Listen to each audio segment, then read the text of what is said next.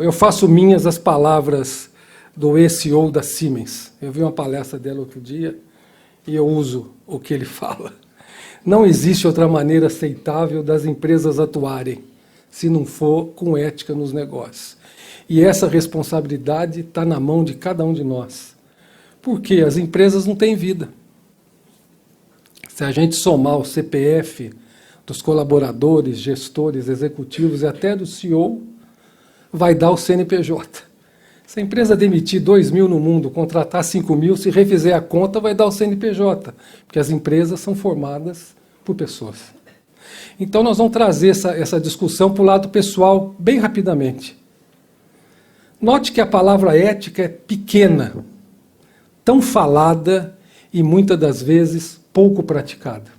Em qualquer ambiente, não só o corporativo. A pintura é de 1896 e é de autoria de Jean-Léon Gérôme, escultor e pintor francês, e está ligada a uma parábola do século.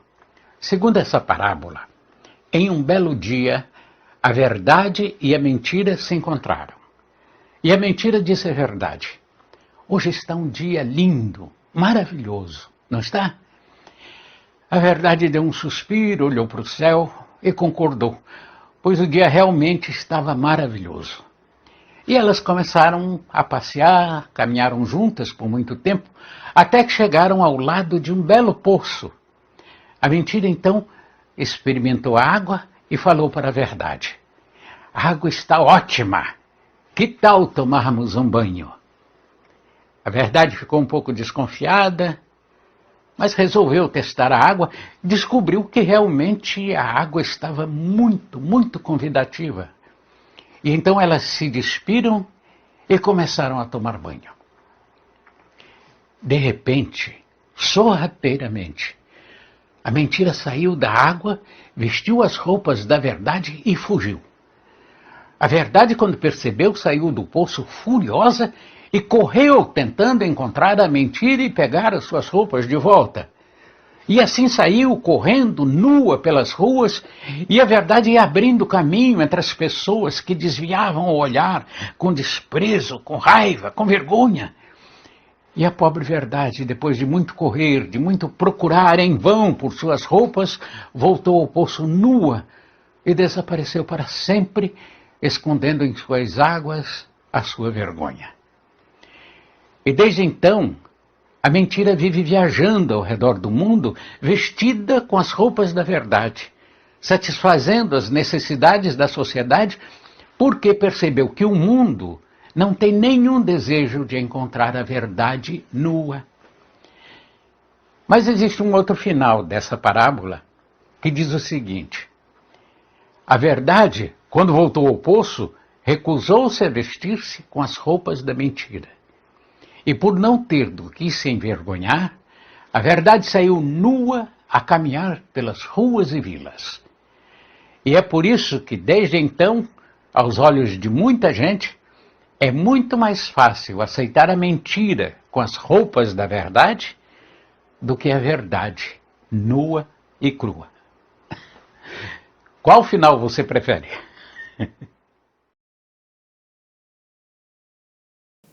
E a outra definição é mais recente, é do século XXI. A ética nos faz um chamamento no sentido da responsabilidade dos nossos atos. E essa definição aqui eu peguei quase que sem querer. Minha filha era menina, estava estudando português, e ela estava assim com um dicionário pequenininho, mini dicionário do professor Silveira Bueno. Eu estava fundando o instituto, falei, quero ver o que o professor escreveu sobre ética. E eu fiquei assim bem impactado com isso. Pena que eu não vou ter tempo de explicar o que o professor quis dizer. Mas a definição dele, que eu mais admiro, é essa aqui.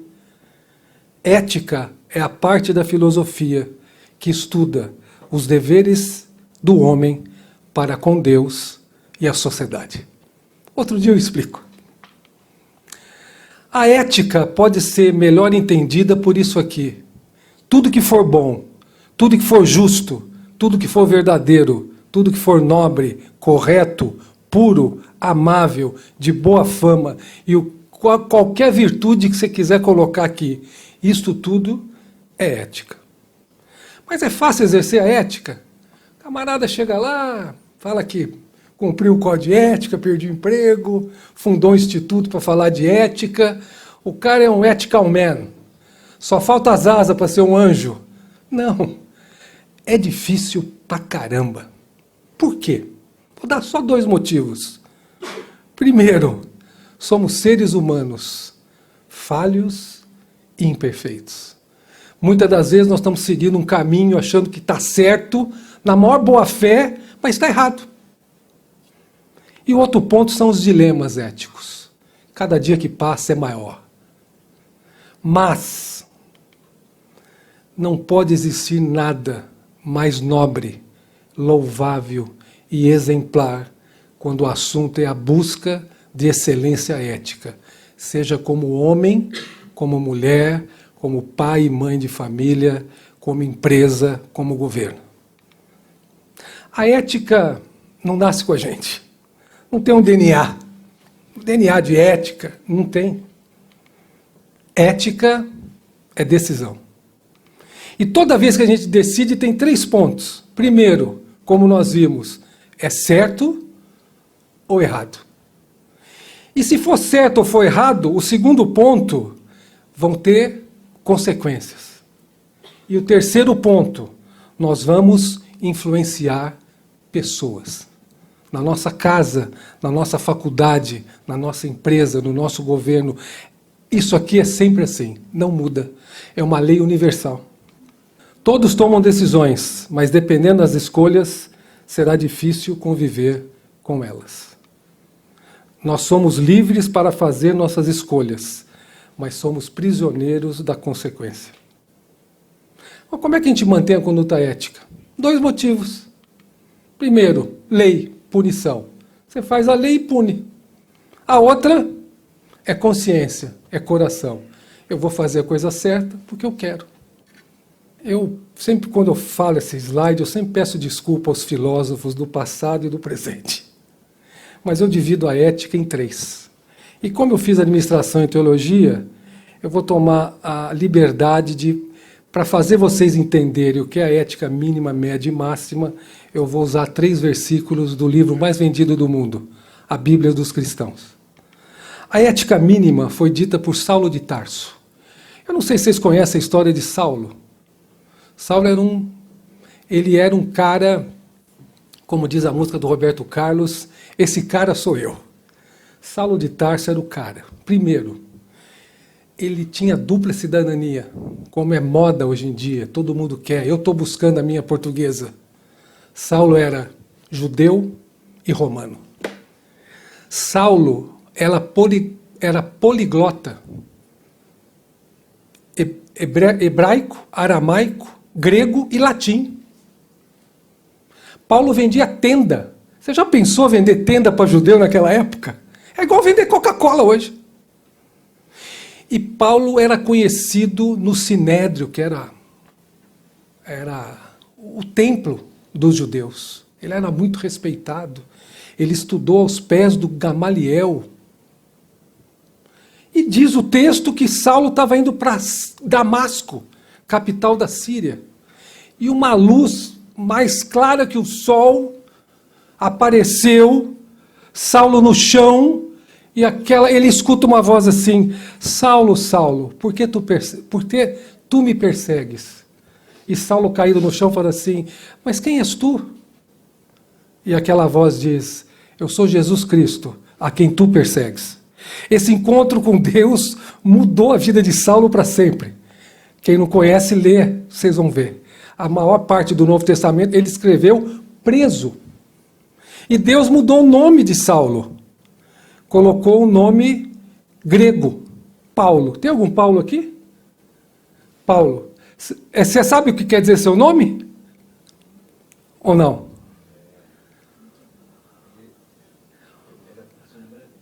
Homem pequeno. Daquele homem poderoso que era Saulo, ele virou Paulo, um homem pequeno. E a ética mínima foi escrita por Paulo. Todas as coisas me são lícitas, mas nem todas me convêm. Hoje em dia, no Brasil, então, putz grila, meu. Tem gente fazendo o diabo e está livre, leve e solto. Tem político tirando merenda de criança, que só come na escola. As coisas são lícitas, mas nem todas nos convêm. Como chefe de família, como empregado, como cidadão, como estudante. A ética média foi dita por Jesus Cristo, no Evangelho de Lucas. Eu não sei se vocês conhecem a história de Lucas. Lucas não era um pescador como Pedro, Tiago e João. Lucas era um médico. E se a gente transferir isso para hoje, o cara, para entrar numa faculdade de medicina de primeira linha, o cara tem que ralar. E não é qualquer um.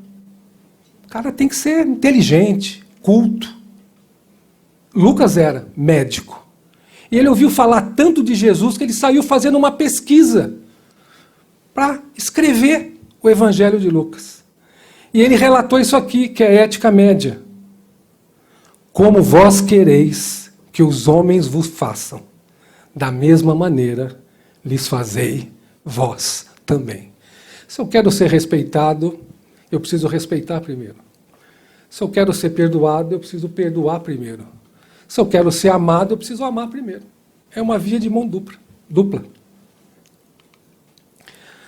Tanto é verdade que eu não sei se vocês conhecem o John Maxwell. Ele diz que a ética média é a regra de ouro no livro dele, chamado Ética é o Melhor Negócio. Para você contratar uma palestra dele, tem que esperar 2 anos. Ele tem dezenas de livros traduzidos para vários idiomas, já vendeu milhões de exemplares. Ele é best-seller de um dos jornais famosos nos Estados Unidos. E a ética máxima também foi dita por Jesus. Jesus estava sendo questionado pelos homens da lei, do Sinédrio.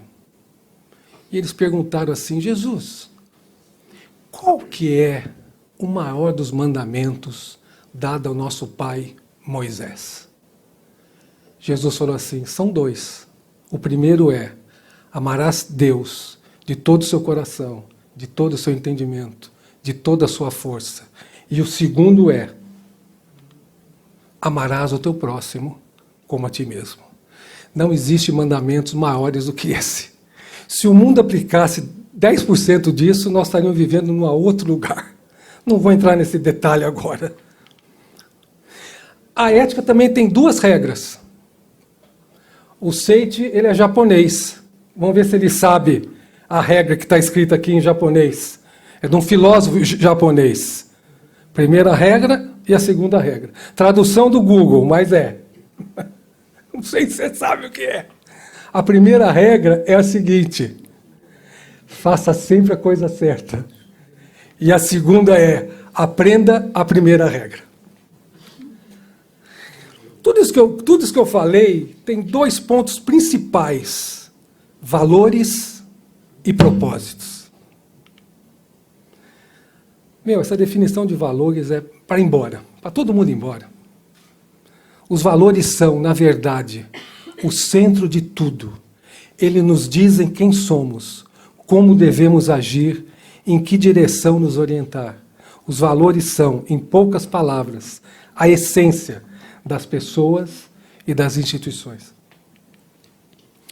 Vocês notam como os valores estão meio invertidos de uns tempos para cá?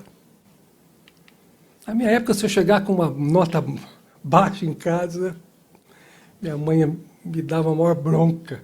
Hoje em dia, os pais brigam com o professor. Ninguém levanta. Muita gente não levanta uma grávida sentar para um idoso. Eu que estou ficando com 60 anos, você já imaginou como é que vai ser? E apesar do código de ética, de motivar a denúncia, muita gente finge que não vê, que não escuta e não fala. Quais são? Não precisa responder. Se quiser refletir em casa, quais são os seus valores? O que tem valor para você? Eu sempre digo que o mundo não está numa crise financeira, nem social, nem ambiental, já passou a sanitária, Eu sempre digo que o mundo está numa crise de valores. E não sei o que digo, não. É esse cara aqui, ó. É o reitor da Escola de Negócios de Harvard. As pessoas perderam a confiança nos negócios. E nossos alunos parecem responsáveis por isso. Eu não vou falar de propósito, porque tem palestra, tem curso, tem... Eu quero deixar 2 perguntas, se vocês quiserem refletir. Por que a gente sai da cama todo santo dia? Quais são os nossos propósitos na vida? E quando a gente está com os valores e os propósitos desfocado, sabe o que acontece? A sociedade adoece. Nunca se consumiu tanto remédio para depressão, ansiedade e síndrome do pânico. Criança está tomando esse remédio. Valores, propósitos, fora de foco. As pessoas, as empresas. Uma manhã, eu assisti o programa da Ana Maria Braga. Estava demitido, sem emprego. Estava lá vendo a Ana Maria Braga, refletindo. E a Ana Maria Braga abriu esse programa dela na Globo ao vivo com esse texto aqui, que eu vou replicar para vocês, para refletir a sociedade doente que nós estamos vivendo. Os homens serão egoístas, avarentos, presunçosos, arrogantes, blasfemos, desobedientes aos pais, ingratos, ímpios, sem amor pela família, irreconciliáveis, caluniadores, sem domínio próprio, cruéis, inimigos do bem, traidores, precipitados, soberbos, mais amantes dos prazeres do que amigos de Deus. 2 Timóteo, Saulo de Tarso. Mas graças a Deus que nós temos uma arma na mão, o exemplo. É fácil formar um líder eticamente responsável. Basta mostrar-lhe o caminho e dar o exemplo. E eu vou passar aqui um videozinho. It looks like rain again today. Dark clouds gather and fill the sky. Don't know how to talk to you. Just know how to say goodbye. Have you actually got a driver's license? I don't think so. Go back where you came from. Learn to speak English. Go back where you came from. You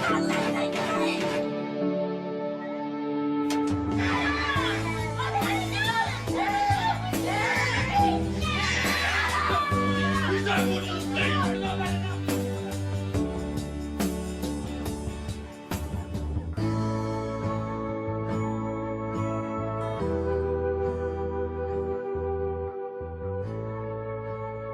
Criança vê, criança faz. Filho vê, filho faz. Funcionário vê, funcionário faz. Cidadão vê, cidadão faz. O exemplo é uma arma poderosa na nossa mão.